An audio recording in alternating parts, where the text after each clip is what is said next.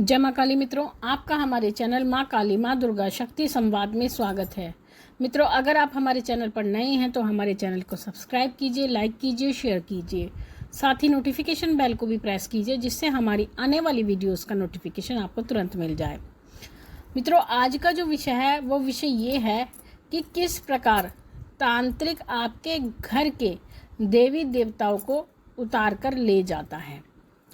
देखिए, कई बार ऐसा होता है कि हमारे घर में कुछ परेशानियां होती हैं तो उन परेशानियों के कारण हम इधर उधर भटकते हैं, और इधर उधर भटकने के कारण हमें कोई रास्ता जब नहीं दिखाई देता है तो कोई हमें ऐसा व्यक्ति मिलता है जिसको देख करके हमें ऐसा लगता है कि हाँ, हमारे घर की जो परेशानी है, जो समस्या है, उसका हल वो कर सकता है। तो ऐसी परिस्थिति में हम क्या करते हैं, हम किसी भी जो तांत्रिक होते हैं उनसे संपर्क करते हैं, या हमें कहीं ये पता लगता है कि हमारे घर में किसी प्रकार की नेगेटिविटी है, तो उसके इलाज के लिए हम किसी तांत्रिक को अपने घर में बुलाते हैं। लेकिन कुछ व्यक्ति ऐसे होते हैं जो शक्तियों को पकड़ते हैं, तो वो क्या करते हैं, आपके घर में आकर के जो आपके घर के देवी देवता होते हैं वो उन देवी देवताओं को चुरा करके ले जाते हैं, यानी उतार करके आपके घर से ले जाते हैं। देखिए, हमारे घर में कोई जो शक्ति होती है, कोई ऊर्जा होती है, वो कैसे बनती है, किस प्रकार से हमारे घर में ईश्वर का आशीर्वाद होता है। देखिए, हमारे घर में कुछ ऐसे हमारे पूर्वज होते हैं, या कुछ ऐसे पूर्वज रहे होते हैं जो हमारे घर में पूजा पाठ करते थे, एक विधि विधान से एक देवता की सेवा लगाते थे, और वो सेवा वो उन्होंने अपने पूरे जन्म में लगाई। फिर उसके बाद में वो अगली पीढ़ी में भी वो सेवा चली, और उस सेवा के चलते चलते आपके घर में एक ईश्वरीय कृपा का निर्माण हुआ। तो जो ईश्वरीय कृपा होती है आपके घर में, वो उनकी तपस्या के कारण आपके घर में बनती है। और जब वो बनती है तो उससे क्या होता है, आपके घर में जितनी भी सुख समृद्धि होती है, आपके घर में आशीर्वाद होता है, आपके घर में सुख शांति होती है, तो वो ईश्वरीय कृपा के कारण होती है। तो वो कृपा, या कभी कभी ऐसा भी होता है कि जो वो कृपा होती है, कोई व्यक्ति एक ईश्वर की सेवा लगाते हैं, जैसे कि माँ काली, माँ दुर्गा की, किसी की भी वो सेवा लगाते हैं, तो वो सेवा जो लगाते हैं, सेवा लगाते लगाते जब उनको काफ़ी समय हो जाता है और बहुत समय बीत जाता है, तो वो सेवा जो होती है, जो वो ईश्वर होते हैं, वो भगवान होते हैं, उनका तत्व आपके शरीर में प्रवेश कर जाता है। तो जब वो तत्व आपके शरीर में प्रवेश कर जाता है, जिसको आप सवारी कहते हो, जो कि प्रारंभिक स्तर होता है एक ऊर्जा का प्रवेश का,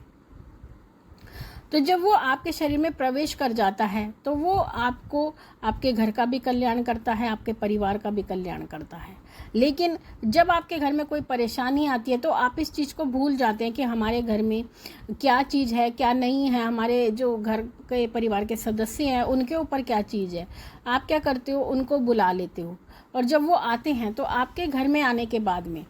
वो आपके घर में सारा चेक करते हैं। वो ये देखते हैं कि आपके घर में क्या चीज़ है, वो ऊर्जाओं को पहचान लेते हैं कि किस देवी देवता की आपके घर में ऊर्जा बनी हुई है,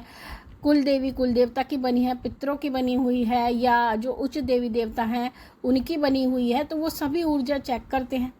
और जो व्यक्ति होता है, अगर कोई सवारी वाला होता है तो उसको भी चेक करते हैं।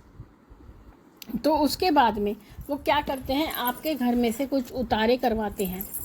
और कुछ उतारे करने के बाद में,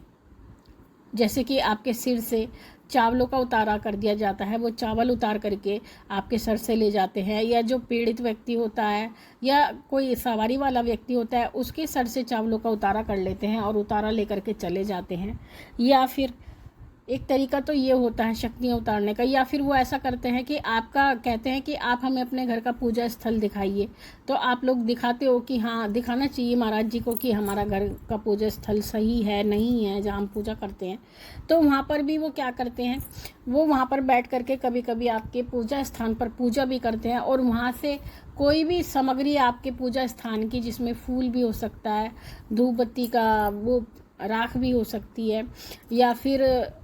कोई चढ़ा हुआ पुष्प भी हो सकता है, मतलब कोई भी सामग्री हो सकती है जिसको वो उठा के ले जाते हैं और ले जा करके वो अपने वहाँ पर शक्तियों को उसी के माध्यम से, जो आपके घर की शक्तियाँ होती हैं उनको उस सामग्री के माध्यम से बुलाते हैं। और जब वो शक्तियाँ वहाँ पर उपस्थित होती हैं तो वो उनको अपने पास रख लेते हैं, उनका बंधन कर देते हैं और फिर वो अपने जो आपके द्वारा जो आपके घर की जो शक्तियाँ हैं उन शक्तियों से वो अपना कार्य कराते हैं।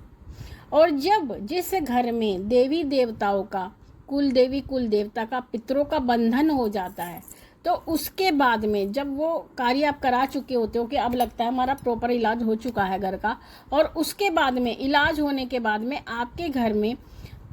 ना तो किसी प्रकार की समृद्धि आती है, ना ही कोई खुशी आती है, उल्टा आपके घर में सब कुछ उल्टा सीधा होना शुरू हो जाता है। जैसे कि आपके घर में लड़ाई झगड़े शुरू हो जाते हैं, पैसे बिल्कुल ख़त्म होने लगते हैं, बीमारियां शुरू हो जाती हैं,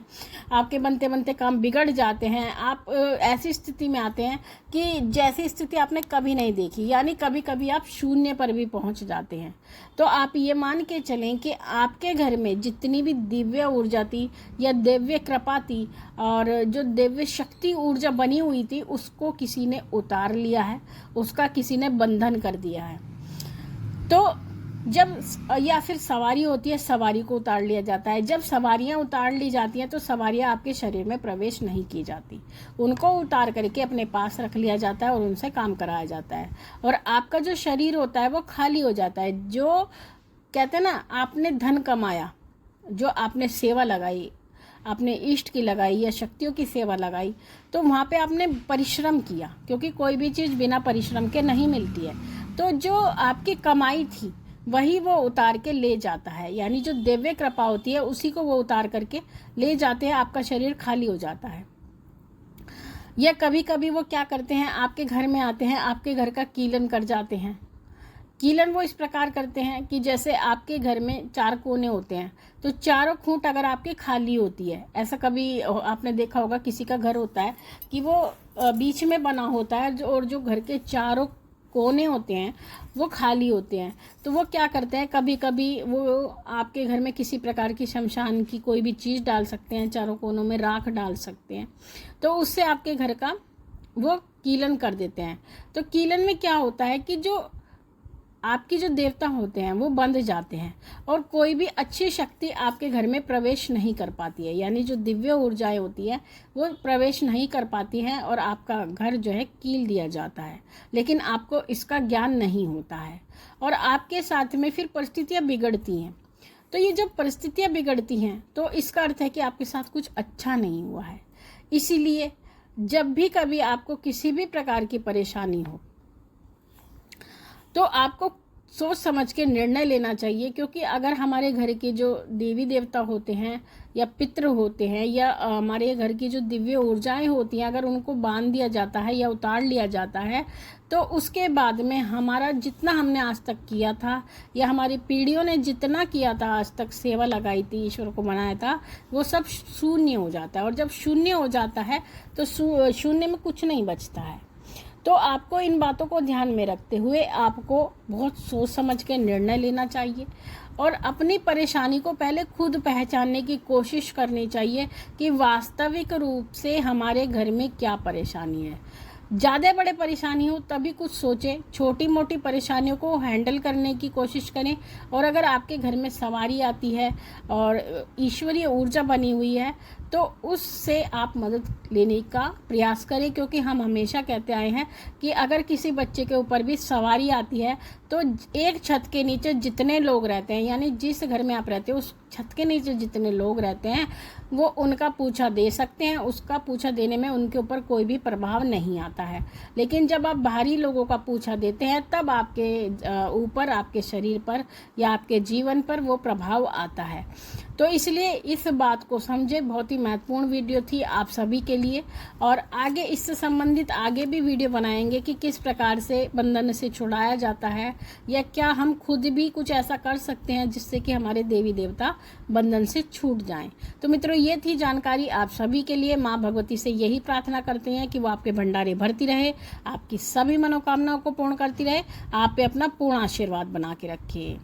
फिर मिलेंगे अगली वीडियो में, तब तक के लिए जय महाकाली, जय महाकाल।